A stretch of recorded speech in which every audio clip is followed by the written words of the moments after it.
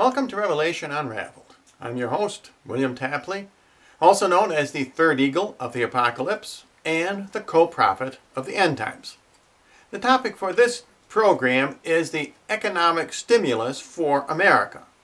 Or, as I like to say, buy for Barack. But we're not just buying for Barack, we are buying for our own United States of America. We need to stimulate our economy. Remember, the New World Order wants our economy to fail. They want to harm the dollar. They want to take away everything that you have worked hard for. Don't listen to the false prophets on talk radio. They give you a partisan message. They are not giving you a patriotic message. We need to support President Obama. He is legitimate authority. Remember what Jeremiah told the Israelites. Even if life is difficult under President Obama, he is appointed by God himself. Just like Nebuchadnezzar was for the Israelites, he is a servant of God. The bad news is, as I have been saying all along, is that Barack Obama is found in Bible prophecy. He is the leopard in Daniel chapter 7, and he is the last king of the south in Daniel chapter 11. He will provoke World War III with the premier of Russia. So what does this have to do with our economic stimulus?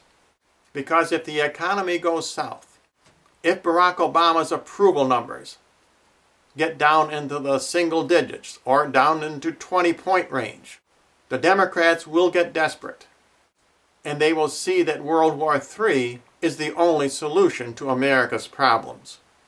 Therefore, we need to build up the economy.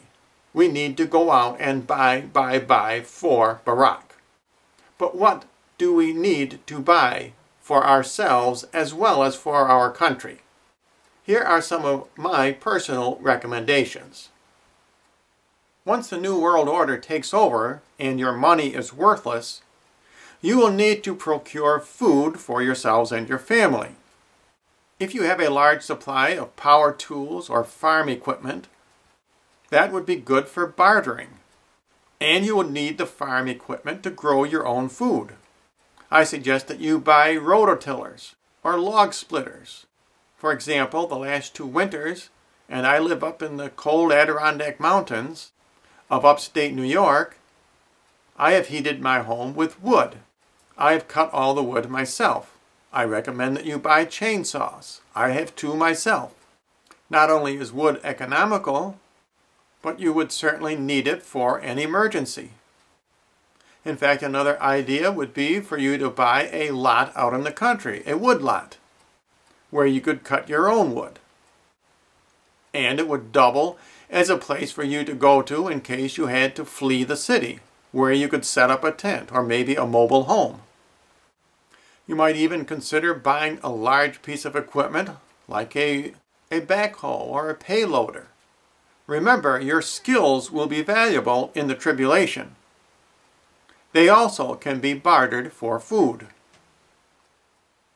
Now, why do I think that Barack Obama may start World War III and precipitate this crisis? After all, he campaigned as a peace candidate.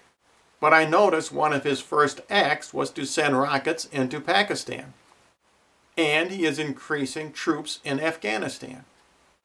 And I have yet to see a timetable for withdrawal of troops from Iraq. Where are the Democrats who harangued George Bush continually to set up a timetable for withdrawal of troops? Suddenly they are all very quiet. Just because a candidate cries peace, peace, doesn't mean we won't get war. According to Bible prophecy, Barack Obama will start World War III.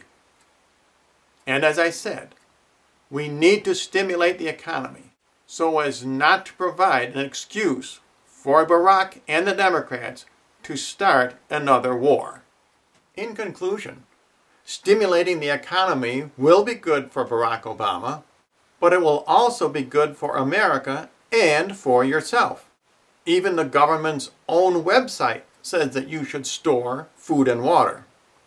And as I always say, remember, God prophesies the future to us, not to scare us, but to prepare us. And if you would like more information, simply write to the address you see on your screen.